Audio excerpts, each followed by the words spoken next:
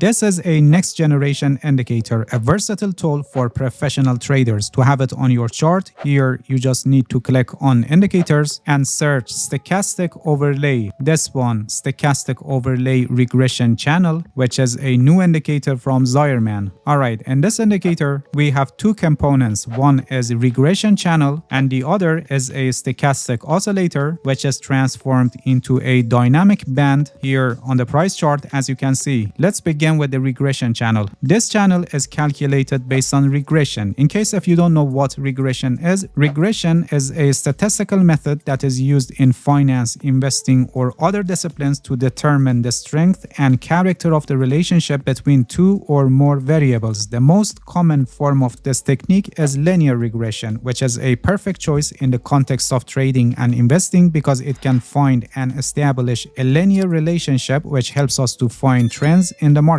If we go to the settings of the indicator, here for regression type, the indicator gives us four options to choose. We have logarithmic regression, which finds and establishes a non-linear growth. This is a good choice for crypto like Bitcoin or some stocks with exponential growth because their growth is not linear. Logarithmic regression is a good choice because, as I said, this type of regression establishes a non-linear trend. The next option is linear regression, which is the classic regression fit, and it finds and establishes a linear relationship on the chart. This is suitable for markets like Forex or stocks in which the growth of the asset is linear and not exponential. The next option is adaptive regression, which dynamically adjusts the sensitivity. This is suitable for the assets or times that the asset is experiencing high volatility, and this option will help the indicator to adjust its sensitivity depending on the volatility of the market. And we have leading regression, which based on the author, it is for projecting a trend further ahead, but I didn't find it very useful and I don't know what exactly is the use case of this option. By default, the regression type is set at logarithmic, and in practice there is no much difference between logarithmic and linear unless the asset has exponential growth, which in that case logarithmic regression will be a better fit. We continue with logarithmic regression and it is a good fit for our price chart. The interpretation and use of this trend channel is very simple. When we have an upward channel, the trend is up and the lower line of the channel is actually the uptrend line, and we expect bouncing of the price when the price reaches to around this line, and the upper line of the channel is acting as a resistance level which can possibly prevent further advancing of the price, and this creates a target for traders to exit their positions. On the other hand, when we have a downward channel, the trend is down and the upper line of the channel is actually our trend line, and we expect falling of the price when the price gets close to this line, and the lower line of the channel is acting as support level, which could be a possible target for exiting short positions. Alright, this was the regression channel and how it can be interpreted and used in trading, and now let's talk about this dynamic band which is overlaid on the price chart.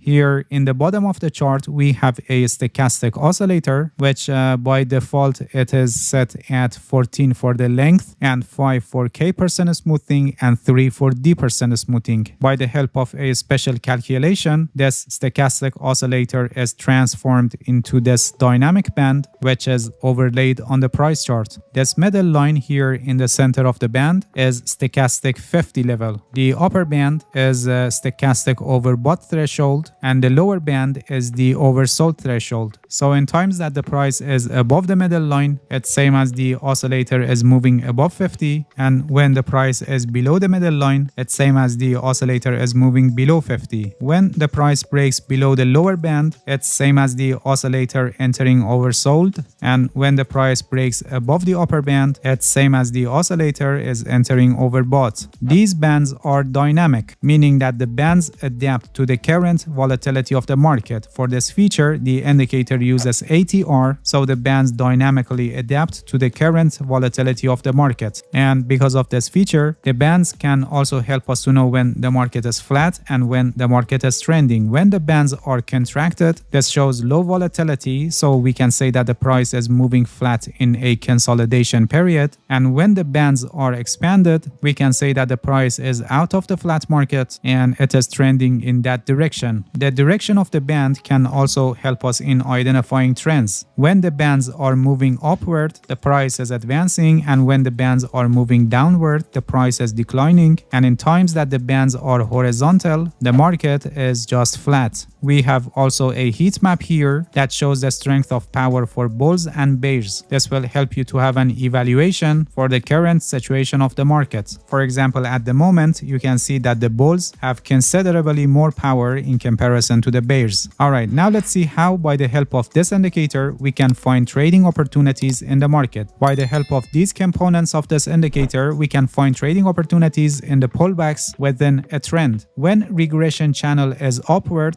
like what you see here, this means that the price is in an uptrend. As I explained earlier, in times that the price is near the lower line, we can have stopping of the price and then advancing of the price to higher levels, because this is an uptrend line and acting as a support level. And for this dynamic band, which is a transformation of stochastic oscillator, as I explained earlier, when the price is near the lower band, this can show oversold, so reversal of the price is expected to happen. When we have both of these signals together, I mean having the price near the uptrend line of the regression channel and also near this lower band of this dynamic band, this is a strong signal that probably the price is gonna reverse. To spot the exact entry point, we use the stochastic oscillator here. Since the band is showing oversold, so here also the stochastic oscillator is near 20. We wait for the crossing of these two lines. When the K% line, the blue line, crosses above the D% line, the orange line, this is when we enter a trade. So we can enter a long position at this point when this new candle is opened. The stop loss is placed below the lower band, and for the profit target, you can close your position when the price reaches to this upper line of this regression channel, because as I said, this upper line of the regression channel is acting as a resistance level, so stopping of the price and reversal is expected to happen, and this creates a good target for us to exit our long position. This was a long position setup,